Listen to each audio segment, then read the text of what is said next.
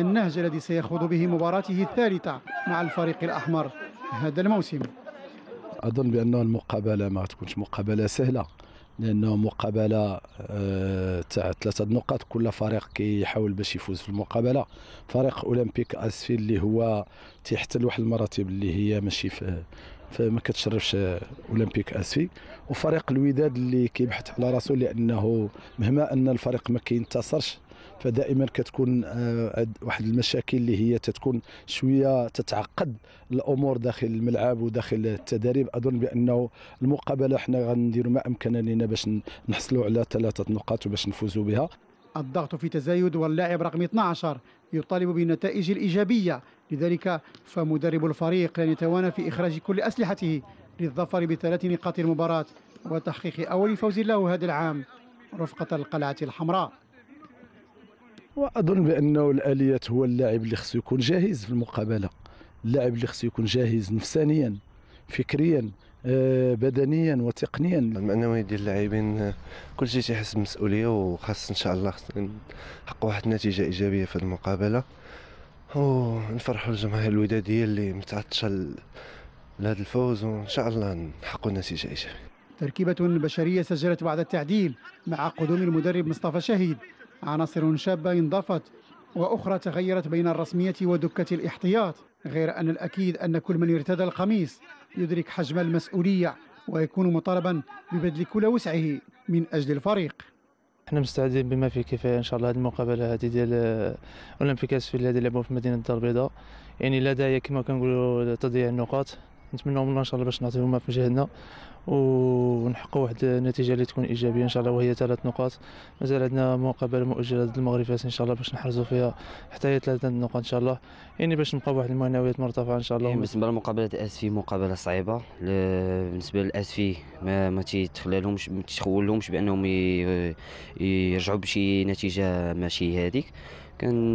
وحنايا وجدنا بجميع الوسائل، وكنتمنى من الله باش نحققوا النتيجه ديال 3 نقاط اللي ما خصها تكون ضروريه ان شاء الله.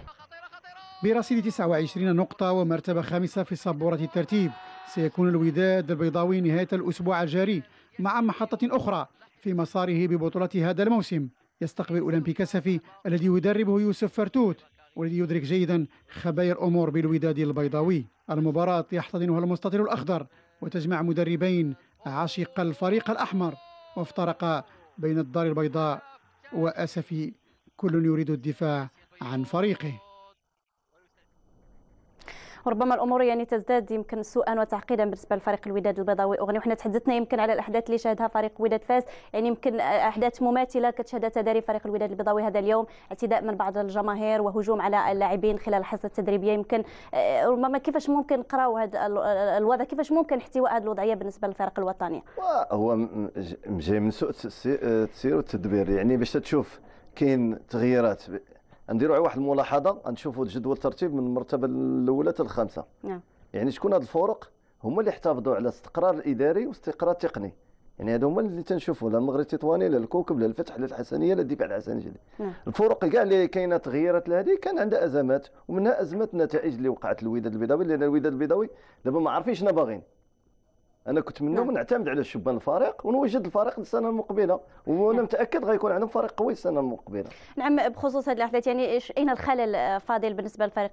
يعني الامور تسوء بين الجماهير والفريق، كانت في سابق يعني كانت بين الجماهير والرئيس، يعني الامور اين تسير؟ اين الخلل بالنسبه لهذا الفريق؟ وكما تنقولوا الوداد دابا كتعيش على التاريخ ديالها. التاريخ هو بالنسبه للوداد ولا الرجاء ولا كاع الفرق الكبرى اللي كانت في المغرب، انه ما نقدرش نعيشوا على الماضي. الماضي كما تيقولوا ما تيعيش، ولكن الجمهور كيطالب من حقه يطالب، لانه حبا للفريق. احنا كاع مغاربه تنحمقوا على شي فرقه كتلعب الكره.